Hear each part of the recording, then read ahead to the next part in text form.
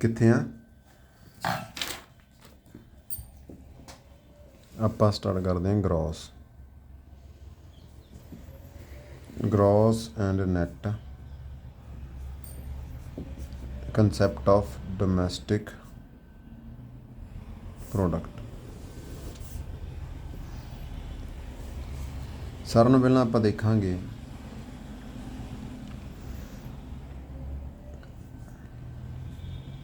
ਜਿਹੜਾ net domestic product ਹੁੰਦਾ ਹੈ ਉਹ ਗ੍ਰੋਸ ਡੋਮੈਸਟਿਕ ਪ੍ਰੋਡਕਟ ਦੇ ਵਿੱਚੋਂ ਡੈਪਰੀਸੀਏਸ਼ਨ ਘਟਾ ਕੇ ਨਿਕਲਦਾ ਹੈ। ਡੈਪਰੀਸੀਏਸ਼ਨ ਹੁੰਦਾ ਹੈ ਵੀ ਕਿੰਨੀ ਵੈਲਿਊ ਜਿਹੜੀ ਤੁਹਾਡੀ ਉਹ ਘਟ ਚੁੱਕੀ ਹੈ। ਅਤੇ ਜੇ ਆਪਾਂ ਇਸੇ ਫਾਰਮੂਲੇ ਤੋਂ GDP ਕੱਢਣਾ ਚਾਹੀਏ ਤਾਂ ਡੈਪਰੀਸੀਏਸ਼ਨ ਇੱਧਰ ਆ ਜਾਊਗਾ ਅਤੇ ਪਲੱਸ ਹੋ ਜਾਊਗਾ।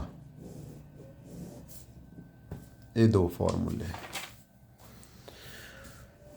ਜਿਵੇਂ ਆਪਾਂ GDP ਕੱਢਿਆ ਜਾਂ NDP ਕੱਢਿਆ ਉਵੇਂ ਆਪਾਂ NNP ਅਤੇ GNP ਵੀ ਕੱਢ ਸਕਦੇ ਹਾਂ।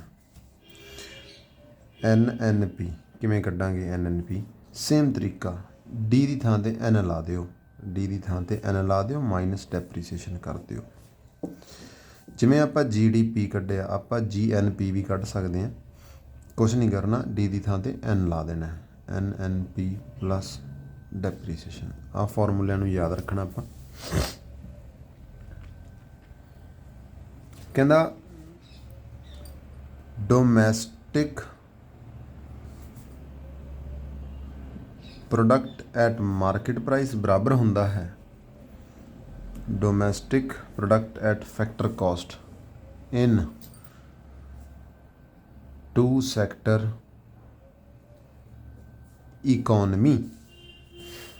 ਟੂ ਸੈਕਟਰ ਇਕੋਨਮੀ ਤੋਂ ਭਾਵ ਹੈ ਜਿੱਥੇ ਸਿਰਫ ਪੈਦਾ ਕਰਨ ਵਾਲਾ ਹੈ ਅਤੇ ਦੂਜਾ ਸਿਰਫ ਖਪਤ ਕਰਨ ਵਾਲਾ ਪ੍ਰੋਡਿਊਸਰ ਹੈ ਜਾਂ ਹਾਊਸਹੋਲਡ ਹੈ। ਇੱਥੇ ਗਵਰਨਮੈਂਟ ਨਹੀਂ ਹੁੰਦੀ ਟੂ ਸੈਕਟਰ ਇਕੋਨਮੀ ਦੇ ਵਿੱਚ, ਠੀਕ ਹੈ। ਉਸ ਤੋਂ ਬਾਅਦ 'ਚ ਆਪਾਂ ਗੱਲ ਕਰਾਂਗੇ, ਕਹਿੰਦਾ ਜਦੋਂ ਹੀ ਤੁਸੀਂ ਗੌਰਮੈਂਟ ਸੈਕਟਰ ਨੂੰ ਇੰਟਰੋਡਿਊਸ ਕਰ ਦਿੰਦੇ ਹੋ ਤਾਂ ਤੁਹਾਡੇ ਕੋਲ ਇੱਕ ਟੈਕਸ ਨਾਂ ਦੀ ਚੀਜ਼ ਆ ਜਾਂਦੀ ਹੈ, ਇੱਕ ਆ ਜਾਂਦੀ ਤੁਹਾਡੇ ਕੋਲ ਸਬਸਿਡੀ ਨਾਂ ਦੀ ਚੀਜ਼, ਠੀਕ ਹੈ। ਤਾਂ ਇਸ ਟਾਈਮ 'ਤੇ ਜਿਹੜੇ ਡੋਮੈਸਟਿਕ ਪ੍ਰੋਡਕਟ ਹੈ ਐਟ ਮਾਰਕੀਟ ਪ੍ਰਾਈਸ ਅਤੇ ਡੋਮੈਸਟਿਕ ਪ੍ਰੋਡਕਟ ਹੈ ਜਿਹੜਾ ਐਟ ਫੈਕਟਰ ਕਾਸਟ ਇਹ ਬਰਾਬਰ ਨਹੀਂ ਹੁੰਦੇ ਜਦੋਂ ਤੀਜੀ ਧਿਰ ਆ ਜਾਂਦੀ ਹੈ, ਯਾਨੀ ਕਿ ਸਰਕਾਰ। ਕਹਿੰਦਾ ਟੈਕਸ ਹੈ ਜਿਹੜੇ ਟੈਕਸ ਗੁਡਸ 'ਤੇ ਲੱਗਦੇ ਆ ਅਜਿਹੇ ਟੈਕਸਾਂ ਨੂੰ ਤੁਸੀਂ ਇਨਡਾਇਰੈਕਟ ਆਖਿਆ ਕਰੋਗੇ ਅਤੇ ਇਹ ਟੈਕਸ ਮਾਰਕੀਟ ਪ੍ਰਾਈਸ ਨੂੰ ਚੱਕ ਦਿਆ ਕਰਨਗੇ, ਜਾਂ ਕਹਿ ਲਓ domestic product at market price increase ਹੋ ਜਾਇਆ ਕਰੂਗਾ। ਜਿਹੜੀਆਂ ਸਬਸਿਡੀਆਂ ਹੁੰਦੀਆਂ ਨੇ ਇਹ ਮਾਰਕੀਟ ਪ੍ਰਾਈਸ ਆ ਜਿਹੜੀਆਂ ਚੀਜ਼ਾਂ ਦਾ ਉਹ ਘੱਟ ਕਰ ਦਿੰਦੀਆਂ ਨੇ। ਕੀ ਕਰ ਦਿੰਦੀਆਂ ਨੇ? ਘੱਟ। ਤਾਂ ਆਪਾਂ ਇੱਥੋਂ ਅੰਦਾਜ਼ਾ ਲਾਵਾਂਗੇ, ਠੀਕ ਹੈ, ਸਬਸਿਡੀਆਂ ਕਰ ਦਿੰਦੀਆਂ ਘੱਟ ਅਤੇ ਟੈਕਸ ਕਰ ਦਿੰਦੇ, ਰੇਟ ਵਧਾ ਦਿੰਦੇ ਆ। ਓਕੇ, ਹੁਣ ਆਪਾਂ ਜੇ ਗੱਲ ਕਰੀਏ, ਕਹਿੰਦਾ ਯਾਰ ਇਹ ਤਾਂ ਇੱਕ ਸਮੱਸਿਆ ਪੈਦਾ ਹੋ ਗਈ, ਰੇਟ ਵੱਧ ਗਿਆ, ਰੇਟ ਘੱਟ ਗਿਆ। ਅਸੀਂ ਉਹਨੂੰ ਬਰਾਬਰ ਕਰਨ ਵਾਸਤੇ ਕੀ ਕਰਾਂਗੇ? ਅਸੀਂ ਜਿਹੜੇ ਟੈਕਸ ਹਨ ਉਹਨਾਂ ਨੂੰ ਕਰ ਦਿਆਂਗੇ ਮਾਈਨਸ, ਜਿਹੜੀਆਂ ਸਬਸਿਡੀਆਂ ਹਨ ਉਹਨਾਂ ਨੂੰ ਕਰ ਦਿਆਂਗੇ ਪਲੱਸ, ਸਾਡੀ ਜਿਹੜੀ ਕੀਮਤ ਆ ਉਹ ਬਰਾਬਰ ਹੋ ਜੂਗੀ। ਓਕੇ, ਕਹਿੰਦਾ ਇਸ ਨੂੰ ਆਪਾਂ ਐਡਜਸਟਮੈਂਟ ਕਹਿੰਦੇ ਹਾਂ। ਕੀ ਕਹਿ ਦਿੰਦੇ ਹਾਂ ਆਪਾਂ ਇਹਨੂੰ? ਐਡਜਸਟਮੈਂਟ ਕਰ ਦਿੰਦੇ ਹਾਂ ਅਤੇ ਬਸ ਆਏਂ ਆਪਣੇ ਕੋਲ GDP ਐਟ MP ਅਤੇ domestic product at factor cost ਆ ਜਾਂਦਾ ਹੈ। ਯਾਨੀ ਕਿ ਜੇ ਅਸੀਂ domestic product at market price ਦੇ ਵਿੱਚੋਂ ਟੈਕਸ ਨੂੰ ਘਟਾ ਦਈਏ ਤਾਂ domestic price at factor cost ਆ ਜਾਵੇਗਾ। ਟੈਕਸ ਘਟਾ 'ਤੇ ठीक है। तो जे असी नैशनल प्रोडक्ट नूं मार्केट प्राइस वाले दे विचों टैक्सिस नूं घटा दईए तो NP एट फैक्टर कॉस्ट भी आ जाएगी। ये सारी गेम हो गई अपनी। पता लग गया ये फॉर्मूले किद्दां बन रहे ने सारे। टैक्स घटाने पैणगे, फैक्टर कॉस्ट के बराबर आ जाऊगा। टैक्स घटाने पैणगे, फैक्टर कॉस्ट के बराबर आ जाऊगा। चाहे ये जी है इत्थे, चाहे एन है, चाहे इत्थे जी है, चाहे एन है, चाहे इत्थे जी है, चाहे इत्थे एन है, चाहे इत्थे जी है, चाहे इत्थे एन है, चाहे ग्रॉस है, चाहे नैट है, चाहे ग्रॉस है, चाहे नैट, चाहे डोमैसटिक है, चाहे नैशनल।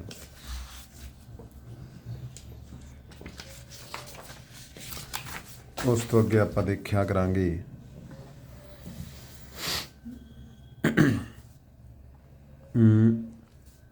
कहना भाई GDP एट MP बारे समझा दिओ। GDP एट MP है जी, यदा मतलब की होगा मार्केट वैल्यू। यदा मतलब की होगा मार्केट वैल्यू। मार्केट वैल्यू कादी? किसी भी फाइनल गुड दी उस चार दीवारी दे अंदर अंदर within the domestic territory of the country inclusive of depreciation. Depreciation include है, ठीक है। फिर आप देखांगे नैट डोमैसटिक प्रोडक्ट की हुंदा है at market price. Net domestic product हुंदा है market value of final goods within the domestic territory of a country but exclusive of depreciation. Depreciation तुसी इनकलूड नहीं करनी। जे मैं GDP का फॉर्मूला देखा तो मैं की कह दूँगा, मैं कह दूँगा जी NDP दे विच डेप्रीसीएशन जोड़ दिओ। तो जे मैं NDP आखां तो मैं कह दूँगा जी वो GDP जिहदे विच डेप्रीसीएशन माइनस करनी पऊगी। हुण आपां गल करांगे ग्रॉस नैशनल प्रोडक्ट दी। तां ग्रॉस नैशनल प्रोडक्ट की हुंदा है? इहदा मतलब हुंदा भी सानू डोमैसटिक टैरीटरी जरूरी नहीं है, बंदा साडा होवे किते भी कमाई करदा होवे, जां कह लो gross total of domestic product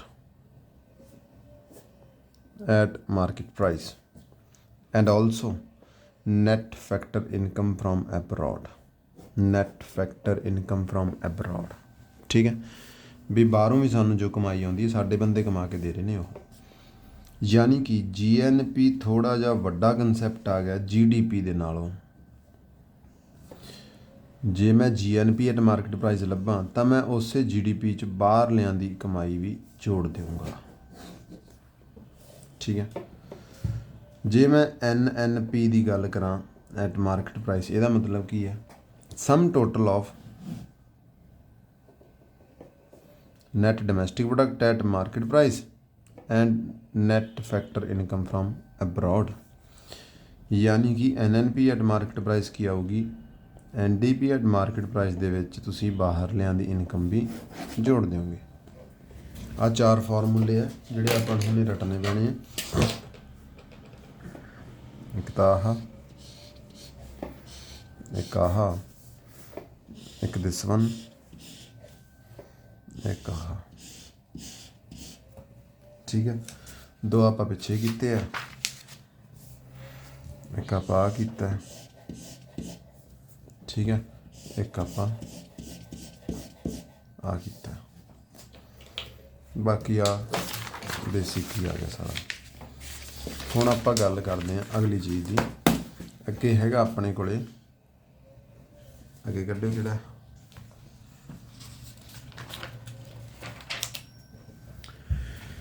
ठीक है। कहना तुसी मार्केट प्राइस दी गल्लां सानू समझा चुके, सानू यार फैक्टर कॉस्ट बारे दस दिओ। तां असी गल करांगे GDP एट फैक्टर कॉस्ट दी। जे आपां GDP एट फैक्टर कॉस्ट की गल करिए तां इह की हुंदा है सम of factor costs on a production of final good and services ਜਿੰਨਾ ਖਰਚਾ ਉਹਨਾਂ ਚੀਜ਼ਾਂ ਨੂੰ ਬਣਾਉਣ 'ਤੇ ਹੋਇਆ ਉਹਨੂੰ ਕਹਿ ਦਿੰਦੇ ਆਪਾਂ। ਉਸ ਤੋਂ ਬਾਅਦ 'ਚ ਆਪਾਂ ਗੱਲ ਕਰਦੇ ਹਾਂ ਇਹਦਾ ਕੋਈ ਫਾਰਮੂਲਾ ਲਿਖਾ ਦਿਓ। ਇਹਦਾ ਫਾਰਮੂਲਾ ਲਿਖ ਲਓ GDP at factor cost, compensation of the employee, rent, interest ਤੇ ਪ੍ਰੋਫਿਟ ਯਾਦ ਰੱਖਣਾ ਹੈ। ਹੁਣ ਉਹ ਕਹਿੰਦਾ ਫਿਰ NDP at factor cost ਕੀ ਹੈ? ਸੌਰੀ, ਇਹਦੇ ਵਿੱਚ ਇੱਕ ਚੀਜ਼ ਹੋਰ ਜੋੜਨੀ ਹੈ, ਡੈਪਰੀਸੀਏਸ਼ਨ। GDP 'ਚ ਕੀ ਜੋੜਨੀ ਹੈ ਆਪਾਂ? ਡੈਪਰੀਸੀਏਸ਼ਨ। ਉਹ ਕਹਿੰਦਾ net domestic price at factor cost ਕੀ ਹੈ? ਨੈਟ ਡੋਮੈਸਟਿਕ ਪ੍ਰਾਈਸ ਐਟ ਜਿਹੜੀ ਫੈਕਟਰ ਕਾਸਟ ਹੈ ਉਹ ਪਤਾ ਕੀ ਹੈ? ਉਹ ਹੈਗੀ ਹੈ GDP at factor cost minus depreciation. ਵੀ ਤੁਸੀਂ ਕੀ ਕਰਨਾ, ਸਾਰੇ ਫੈਕਟਰ ਕਾਸਟਾਂ ਦਾ ਜੋੜ ਕਰ ਦੇਣਾ, ਪਰ ਤੁਸੀਂ ਡੈਪਰੀਸੀਏਸ਼ਨ ਨੂੰ ਨਹੀਂ ਲੈਣਾ। GDP ਕੀ ਚੀਜ਼ ਹੈ? ਆਹ ਲਿਖੀ ਪਈ ਆਪਣੇ ਕੋਲ C + R + I + P + D, minus ਕੀ ਕਰ ਦੇਣਾ ਇਹਦੇ ਵਿੱਚੋਂ? D ਤੇ D ਕੱਟਿਆ ਗਿਆ, ਯਾਨੀ ਕਿ NDP ਕੀ ਆ ਗਿਆ? ਆਹ ਵਾਲੀ ਚੀਜ਼ ਆ ਗਈ। ਸਿਰਫ ਆਹ ਇਹਦੇ ਵਿੱਚ ਕੀ ਨਹੀਂ ਯੂਜ਼ ਕਰ ਰਹੇ ਆਪਾਂ? D for ਡੈਪਰੀਸੀਏਸ਼ਨ। ਓਕੇ, ਯਾਨੀ ਕਿ ਸ਼ਾਰਟਕਟ ਦੇ ਵਿੱਚ ਆਪਾਂ ਕਹਿ ਸਕਦੇ ਹਾਂ ਵੀ ਜਿਹੜੀ ਬੇਸਿਕਲੀ GDP ਹੈ ਉਹ ਕੀ ਹੈ? ਉਹ ਹੈਗੀ ਹੈ NDP at factor cost + D। NDP at factor cost + D, ਕਿਉਂਕਿ NDP ਆ ਹੈ, D ਫਾਲਤੂ ਜੁੜਨੀ ਹੈ। ਠੀਕ ਹੈ, ਆ ਗਿਆ ਸਮਝ? ਅੱਗੇ ਦੇਖਦੇ ਹਾਂ। ਕਹਿੰਦਾ ਠੀਕ ਹੈ, ਤੁਸੀਂ D ਤੇ D ਦੀ ਗੱਲ ਤਾਂ ਸਾਨੂੰ ਸਿਖਾ ਗਏ, N ਤੇ N ਵੀ ਸਿਖਾ ਦਿਓ। ਕੀ ਆਖਿਆ ਸੀ? ਜਦੋਂ ਤੂੰ D ਤੋਂ N ਦੇ ਵਿੱਚ ਜਾਣਾ ਹੈ ਤਾਂ ਤੂੰ ਇਹਨੂੰ ਚੱਕ ਕੇ ਲੈ ਕੇ ਆਉਣਾ ਹੈ, net factor income from abroad ਨੂੰ। ਹੋਰ ਕੋਈ ਫਰਕ ਨਹੀਂ, ਚੱਕ ਲਿਆਉਣੇ ਆਪਾਂ। ਯਾਨੀ ਕਿ ਜੇ ਆਪਾਂ GNP ਦੀ ਗੱਲ ਕਰੀਏ ਫੈਕਟਰ ਕਾਸਟ 'ਤੇ, ਤਾਂ ਕਹਿ ਲਓ GDP ਐਟ ਫੈਕਟਰ ਕਾਸਟ ਦੇ ਵਿੱਚ ਨੈਟ ਫੈਕਟਰ ਇਨਕਮ ਜੋੜੀ ਹੋਵੇਗੀ।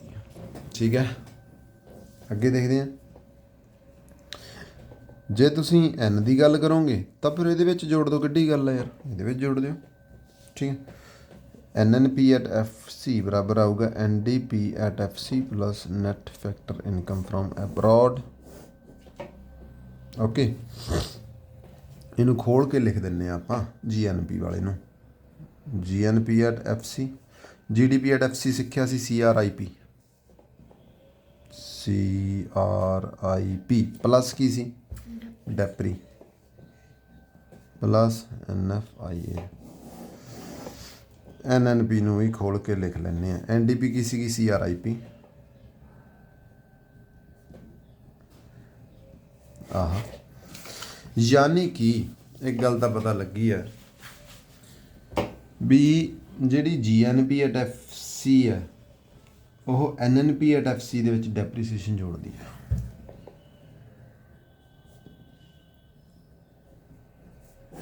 ਆਪਾਂ ਆਪੇ ਡਰਾਈਵ ਕਰ ਲਿਆ। ਜਿਹੜੀ NNP ਐਟ FC ਹੈ ਇਹ ਪਤਾ ਕੀ ਹੈ? ਇਹਦੇ ਵਿੱਚੋਂ ਡੈਪਰੀਸੀਏਸ਼ਨ ਘਟਾਉਂਦੀ ਹੈ, ਯਾਨੀ ਕਿ ਇਹ ਆਪਾਂ ਕਹਿ ਸਕਦੇ ਹਾਂ। ਓਕੇ, ਇਹਨਾਂ ਨੇ ਵੀ ਇਸੇ ਤਰੀਕੇ ਨਾਲ ਲਿਖ ਰੱਖਿਆ, ਨਥਿੰਗ ਐਲਸ। ਕਲੀਅਰ? ਹੁਣ ਆਪਾਂ ਇਹਨਾਂ ਨੂੰ ਇੱਕ ਟੈਬੂਲਰ ਫਾਰਮ 'ਚ ਵੀ ਰੱਖ ਲੈਂਦੇ ਹਾਂ ਰਿਵੀਜ਼ਨ ਵਾਸਤੇ। ਸਾਰਿਆਂ ਨਾਲੋਂ ਪਹਿਲਾਂ ਜਿਹੜੀ ਲੇਟੈਸਟ ਚੀਜ਼ ਸਿੱਖੀ ਹੈ ਉਹਦੇ ਬਾਰੇ ਦੇਖਦੇ ਹਾਂ। ਲੇਟੈਸਟ ਤਾਂ ਮੈਂ ਆਹ ਸਿੱਖੀ ਹੈ NNP ਐਟ FC। ਮੈਂ ਦੇਖਦੇ ਹਾਂ ਪਿੱਛੇ ਕੀ ਲਿਖਿਆ ਸੀ ਆਪਾਂ। NNP ਐਟ FC GNP 'ਚੋਂ D ਘਟਾਓ, GNP 'ਚੋਂ 1 ਨੰਬਰ 2 ਨੰਬਰ। ਜਿਹੜੀ ਇਦੋਂ ਪਹਿਲਾਂ ਸਿੱਖੀ ਸੀ, ਕੀ ਸਿੱਖੀ ਸੀ ਇਦੋਂ ਪਹਿਲਾਂ? ਮੈਂ ਸਿੱਖੀ ਸੀ ਇਦੋਂ ਪਹਿਲਾਂ GNP ਐਟ FC। ਕੀ ਕਰਾਂ? NNP ਐਟ FC ਦੇ ਵਿੱਚ D ਜੋੜਾਂ। ਇਦੋਂ ਪਹਿਲਾਂ ਕਿਹੜੀ ਸਿੱਖੀ ਸੀ? ਇਦੋਂ ਪਹਿਲਾਂ ਮੈਂ ਸਿੱਖੀ ਸੀ GDP ਤੇ GNP ਦਾ ਜਿਹੜਾ ਰਿਲੇਸ਼ਨ ਆ ਪਿਆ। ਇਹ ਲਿਖ ਲੈਂਦੇ ਇੱਥੇ ਸਾਈਡ 'ਤੇ। ਆਪਾਂ ਲਿਖਾਂਗੇ GNP ਐਟ FC ਦੇ ਵਿੱਚ ਕੀ ਮਤਲਬ ਹੈ, ਕੁਛ ਨਹੀਂ ਕਰਨਾ, GDP ਐਟ FC ਦੇ ਵਿੱਚ NFI, ਯਾਨੀ ਕਿ ਜਦੋਂ ਤੂੰ D ਤੋਂ N ਲੈ ਕੇ ਆਉਣਾ ਹੈ ਤਾਂ ਬੇਸਿਕਲੀ ਉਹ NFI ਵਾਸਤੇ ਹੀ ਹੈ, ਇਹ ਯਾਦ ਰੱਖਣਾ, ਪਲੱਸ ਕਰ ਲੈ NFI ਇਹਨੂੰ। ਇੱਕ ਤੂੰ ਸਿੱਖਿਆ ਸੀਗਾ ਜੀ ਇੱਥੋਂ GDP ਕੱਢਣ ਦਾ ਤਰੀਕਾ। GDP ਕੀ ਆਊਗੀ, GNP ਚੋਂ NFI ਘਟਾ ਦਿਓ। ਇੱਕ ਆਪਾਂ ਸਿੱਖਿਆ ਸੀਗਾ NDP ਦਾ। NDP ਦਾ ਆਪਾਂ ਕੀ ਸਿੱਖਿਆ ਸੀਗਾ, ਆ ਪਿਆ GDP ਚੋਂ ਡੈਪ ਘਟਾ ਦਿਓ, GDP ਚੋਂ ਡੈਪ ਘਟਾ ਦਿਓ।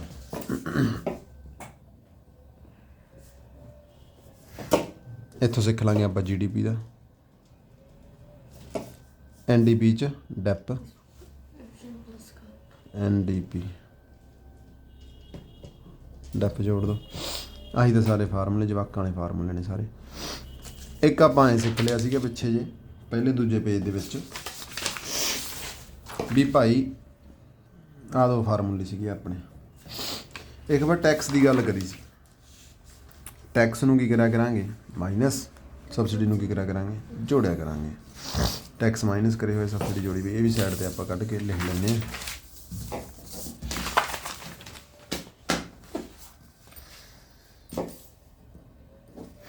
ਤਾਂ ਆਪਾਂ ਗੱਲ ਕਰਦੇ ਹਾਂ ਸਾਰਿਆਂ ਨਾਲੋਂ ਪਹਿਲਾਂ GDP ਦੀ। ਇਹ 3 ਸੈਕਟਰ ਇਕਨੋਮੀ ਆ ਗਈ। ਕੁਛ ਨਹੀਂ ਕਰਨਾ, ਜਿਹੜੀ GDP ਤੁਸੀਂ MP ਤੇ ਕੱਢੀ ਹੈ ਨਾ, ਉਹਦੇ ਵਿੱਚੋਂ ਟੈਕਸ ਤਾਂ ਘਟਾ ਦੀ, ਸਬਸਿਡੀ ਜੋੜਨੀ, ਬਰਾਬਰ ਕਰਨਾ ਤੂੰ।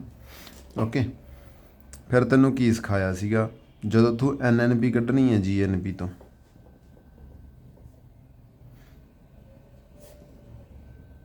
ਤੂੰ ਕੀ ਕਰਨਾ ਭਾਈ, NFI ਡੈਪਰੀਸੀਏਸ਼ਨ ਘਟਾ ਦੇਣੀ ਹੈ। ਪਿਛਲੇ ਸਾਰੇ ਫਾਰਮੂਲੇ ਇੱਕ 'ਤੇ ਲਿਖੀ ਹੈ ਨਾ, ਘਬਰਾਉਣ ਦੀ ਲੋੜ ਨਹੀਂ, ਠੀਕ ਹੈ। ਜਦੋਂ ਤੁਸੀਂ GNP ਕੱਢਣੀ ਹੁੰਦੀ ਸੀਗੀ GDP ਤੋਂ, ਕੀ ਸਿੱਖਿਆ ਸੀ GNP GDP ਤੋਂ, ਇੱਥੇ ਕਿਤੇ ਸਿੱਖਿਆ ਹੋਊਗਾ GNP GDP ਤੋਂ NF ਜੋੜ ਦਿਓ।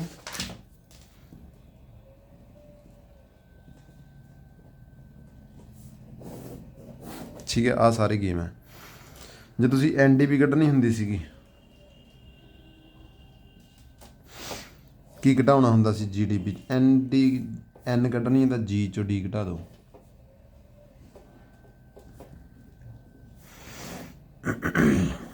ਓਕੇ, ਬਸ ਆਹੀ ਹੈ, ਹੋਰ ਕੁਛ ਨਹੀਂ। ਫਾਰਮੂਲਿਆਂ ਨੂੰ ਧਿਆਨ 'ਚ ਰੱਖਾਂਗੇ ਸਾਰਿਆਂ ਨੂੰ।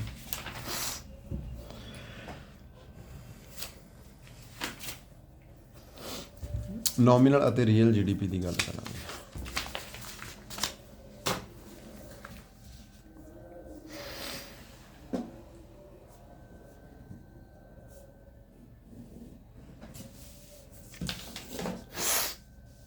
ਜੇ ਆਪਾਂ ਨੋਮੀਨਲ GDP ਦੀ ਗੱਲ ਕਰੀਏ ਤਾਂ ਬੇਸਿਕਲੀ ਆਪਾਂ ਇਹਦੇ ਵਿੱਚ ਕੀ ਕਰਾਂਗੇ,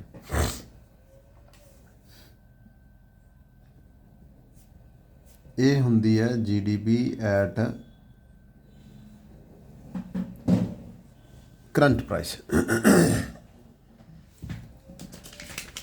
ਜਾਂ ਇਹ ਕਹਿ ਲਓ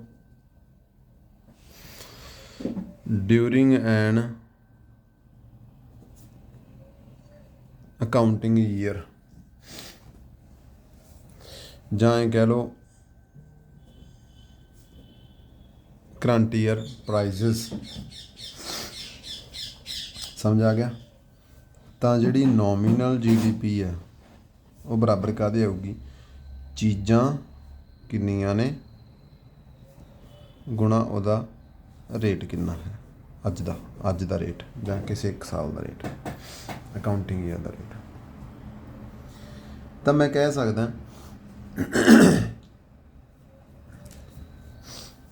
ਜੇ Q ਜਾਂ P ਵਧੂਗੀ ਤਾਂ ਨੋਮੀਨਲ GDP ਵੀ ਵਧਣੀ ਹੀ ਹੈ। ਜੇ ਮੰਨ ਕੇ ਚਲੋ P ਕਾਂਸਟੈਂਟ ਹੈ, P ਕੀ ਹੈ, ਤਾਂ Q ਦੇ ਵਧੇ ਨਾਲ ਵਧੂਗੀ ਇਹ।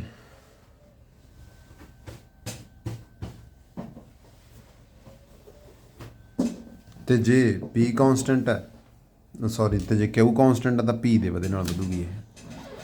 ਠੀਕ ਹੈ, ਹੁਣ ਆਪਾਂ ਗੱਲ ਕਰਾਂਗੇ ਰੀਅਲ GDP ਦੀ।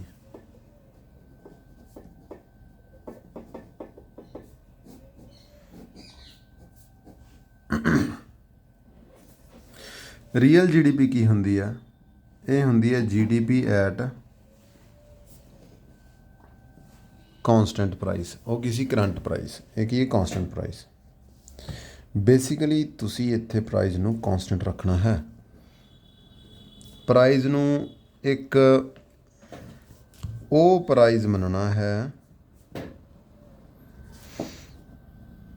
ਜਿਹੜਾ ਕਿਸੇ ਬੇਸ ਈਅਰ 'ਤੇ ਰੱਖਿਆ ਹੋਵੇ ਤੁਸੀਂ।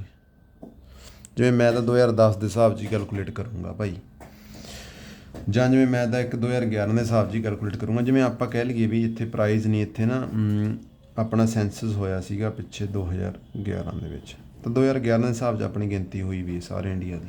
ਉਦੋਂ ਬਾਅਦ ਸੈਂਸਸ ਨਹੀਂ ਹੋਇਆ, ਕਹਿੰਦੇ 2021 'ਚ ਕੋਵਿਡ ਕਰਕੇ। 2011 ਵਾਸ ਬੇਸ ਈਅਰ ਦੈਟ ਟਾਈਮ।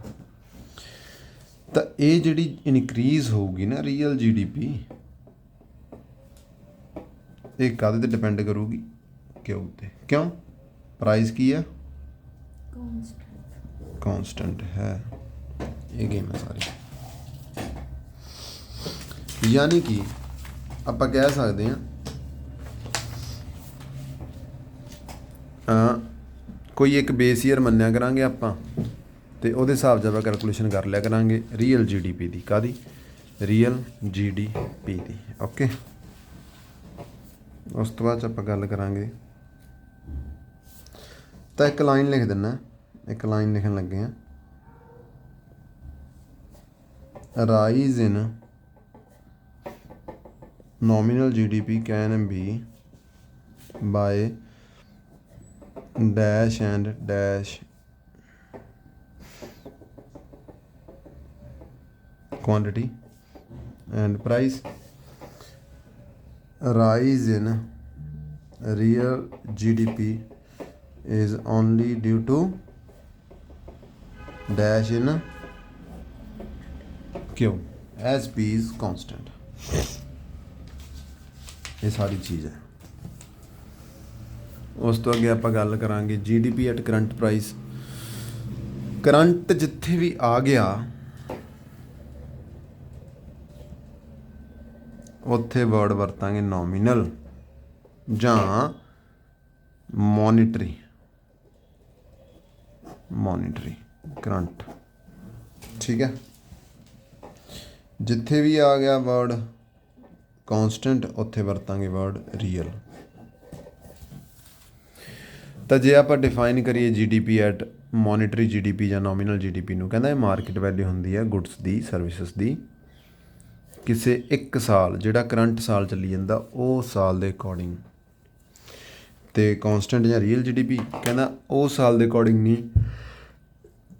ਇੱਕ ਸਾਲ ਤੁਸੀਂ ਬੇਸ ਈਅਰ ਮੰਨਿਆ ਸੀਗਾ ਕੋਈ, ਉਸ ਈਅਰ ਦੇ ਅਕੋਰਡਿੰਗ ਅੱਜ ਤੁਹਾਡੇ ਕਿੰਨੀ ਕੁ ਇਨਕਰੀਜ਼ ਹੋਈ ਆ ਉਹਨੂੰ ਕਹਿੰਦੇ ਆਪਾਂ ਰੀਅਲ GDP। ਕੀ ਕਹਿ ਦਿੰਦੇ ਉਹਨੂੰ ਆਪਾਂ? ਸਿੰਪਲ ਆ, ਹੋਰ ਕੁਝ ਨਹੀਂ। ਤਾਂ ਕਰੰਟ ਪ੍ਰਾਈਸ ਦੇ ਵਿੱਚ ਵੈਲਫੇਅਰ ਆਫ ਦਾ ਪੀਪਲ ਮਾਪਿਆ ਨਹੀਂ ਆਣਾ, ਵੈਲਫੇਅਰ ਆਫ ਦਾ ਪੀਪਲ ਮਾਪਿਆ ਨਹੀਂ ਆਣਾ, ਕਿਉਂਕਿ ਜੇ ਮੈਂ 2023 ਦੇ ਵਿੱਚ ਤਾਂ ਮੈਂ 2023 ਦੇ ਰੇਟ ਦੀ ਹੀ ਗੱਲ ਕਰੂੰਗਾ, ਨਾ 22 ਦੀ ਗੱਲ ਕਰੂੰਗਾ ਨਾ 21 ਦੀ। ਪਰ ਜਿਹੜਾ ਨੋਮੀਨਲ ਹੈ ਜਿਹੜਾ ਹੈਗਾ ਕਾਂਸਟੈਂਟ ਜਾਂ ਰੀਅਲ GDP, ਇਹਦੇ ਜੇ ਮੈਂ 2023 ਦੀ ਗੱਲ ਕਰੂੰਗਾ ਤਾਂ ਮੈਂ ਕੰਪੈਰੀਜ਼ਨ ਕਰੂੰਗਾ 2022 ਨਾਲ 21 ਨਾਲ। ਮੈਨੂੰ ਪਤਾ ਲੱਗ ਜੂ ਕਿੰਨੀ ਕੁ ਤਰੱਕੀ ਹੋਈ ਹੈ।